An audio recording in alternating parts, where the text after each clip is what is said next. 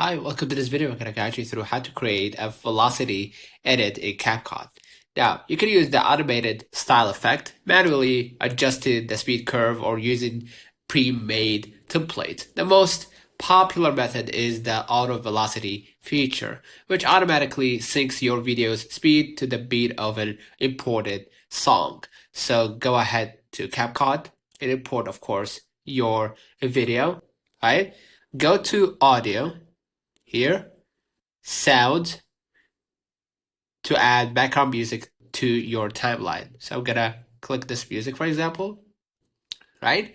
Now, all you gotta do is hit your video clip, press effect, inside, go to style. We're gonna switch to the velocity tab, right? Let's select flash, right?